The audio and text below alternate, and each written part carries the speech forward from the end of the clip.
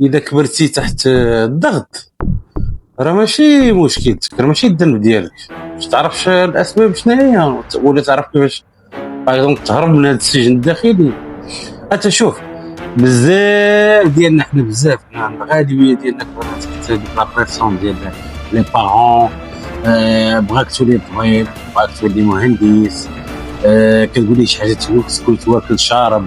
انا اللي كنقول اش خاصك بعدا هاد واكل شارب راه خصنا نبدا يتحاسب عليها وقيلا عند السلطات. والله كنظن انا واكل شارب بالاساسيات حقاش انت اللي ولدتيه. النتيجه شنو هو؟ الخوف، القلق، الثقه كتمشي، كطير. الشباب كيحسوا بالظلم، لازم حس بالحقره من الظلم.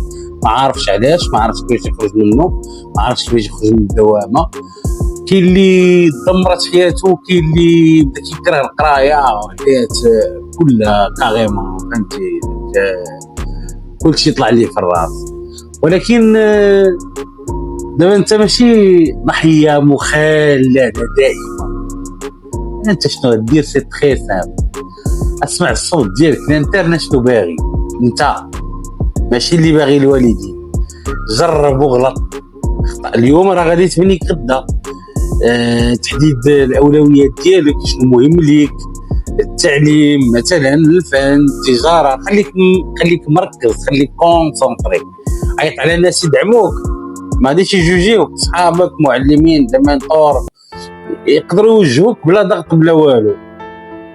راه ماشي كل نصيحه خارجه من الدار راه صحيحه. كاين اللي المصلحه ديالو راه هي السيطره ماشي النجاح ديالك. بغيتي تنتقم اقوى انتقام، غتنجح اولا بلا حقد بلا عقاد. فهمتيني؟ صنع نسخه اصليه ديالك منك، ماشي نسخه ديال اللي حبسوك. احنا تعادل، والمستقبل راه بين يديك. زعما اليوم تبدا غدا غادي تشوف النتيجه قدامك. اللي زعما كبرنا تحت واحد الضغط، دابا جا الوقت باش نفيقوا نعيشوا حياتنا زعما بلا قيود.